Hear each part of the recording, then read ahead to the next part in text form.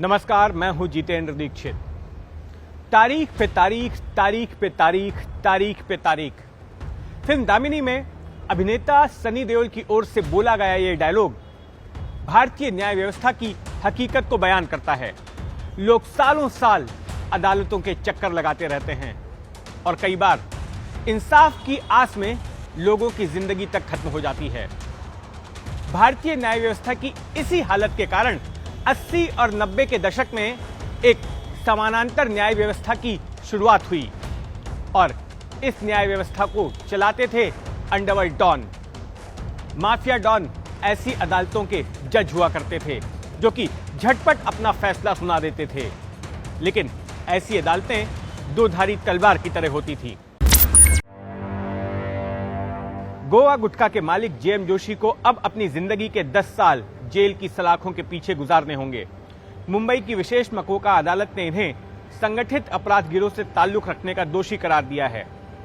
जोशी पर आरोप है कि इन्होंने अंडरवर्ल्ड डॉन दाऊद इब्राहिम को पाकिस्तान में गुटखा फैक्ट्री लगाने में मदद की। जोशी दाऊद के संपर्क में कैसे आए, इसकी कहानी भी दिलचस्प है। दरअसल जेएम जोशी साल 1997 तक माणिकचंद गुटखा के मालिक रसिक लाल धारीवाल के साथ काम करते थे, लेकिन इसके बाद उन्होंने धारीवाल का साथ छोड़ दिया और अपना खुद का एक गुटखा का ब्रांड खड़ा किया गोवा गुटखा के नाम से। इस दौरान दोनों के बीच में विवाद हो गया और इन्होंने साल 2001 में उस विवाद के निपटारे के लिए दरवाजा खटखटाया डी कंपनी का।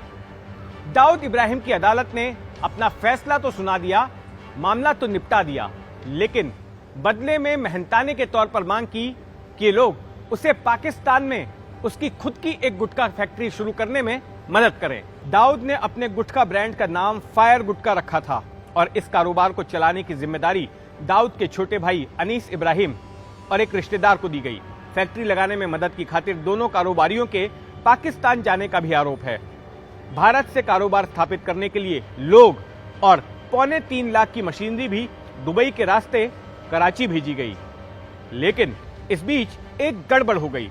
मुंबई पुलिस की क्राइम ब्रांच ने डी कंपनी के एक सदस्य को गिरफ्तार किया और उसने पूछताछ में यह उगल दिया कि दाऊद पाकिस्तान में गुटखे का कारोबार खड़ा करने जा रहा है और इस काम में उसकी मदद भारत के 2 बड़े गुटखा कारोबारी कर रहे हैं। इस मामले को लेकर काफी बवाल हुआ और जांच सीबीआई को सौंप दी गई। सीबीआई की विशेष अदालत में यह मामला करीब 2 दशकों तक चला, जिसके बाद बीते सोमवार को विशेष अदालत ने फैसला सुनाया कि जेएम जोशी को 10 साल कैद की सजा होगी और साथ में उन पर 5 लाख रुपए का जुर्माना भी ठोक दिया। इस मामले के दूसरे आरोपी यानी कि रसिक लाल धारीवाल की साल 2017 में मौत हो गई, इसलिए उनके खिलाफ पहले ही मुकदमा बंद हो चुका था। जेएम जोशी को अब इस बात की कीमत चुकानी पड़ रही है कि उन्होंने विवाद के निपटारे के लिए अंडरवर्ल्ड की अदालत का सहारा लिया। 80 और 90 के दशक में मुंबई अंडरवर्ल्ड की समानांतर अदालतें चलती थीं। अंडरवर्ल्ड की जुबान में इस तरह से मामलों के निपटारे को मैटर पटाना कहा जाता था। अगर किन्हीं 2 व्यापारियों के बीच, कारोबारियों के बीच किसी तरह का पैसे के लेन देन को लेकर कोई विवाद हो जाता तो उनकी ओर से अंडरवर्ल्ड डॉन के पास फरियाद की जाती और मांग की जाती कि वे इस मामले में हस्तक्षेप करें। अंडरवर्ल्ड डॉन की अदालत में मामले का फैसला सुना दिया जाता था और उसके फैसले पर कोई अपील नहीं होती थी और उसके फैसले पर कंटेम्प्ट ऑफ कोर्ट भी नहीं होता था, क्योंकि फैसला ना मानने की एक ही सजा होती थी और वो थी मौत। ये अदालतें एक्स पार्टी ऑर्डर भी सुना देती थी, यानी कि दूसरे पक्ष की बात सुने बगैर भी मामले का निपटारा कर दिया जाता था। कोर्ट फीस के एवज में दोनों पक्षों की तरफ से मोटी रकम वसूली जाती। 90 के दशक में दाऊद इब्राहिम, छोटा राजन और अरुण गौली की अदालतें लगती थी। दाऊद अक्सर दोनों पक्षों को सुनने के लिए उन्हें दुबई या कराची बुलाता था। छोटा राजन सुनवाई फोन पर करता था और अरुण गौली मुंबई में अपने दगड़ी चाल वाले अड्डे पर अदालत लगाता था। आमतौर पर ऐसी अदालतों के पास वे लोग ही जाते थे जो खुद किसी न किसी गैर कानूनी धंधे में लिप्त होते थे। ज्यादातर मामले पैसों की रिकवरी को लेकर हुआ करते थे।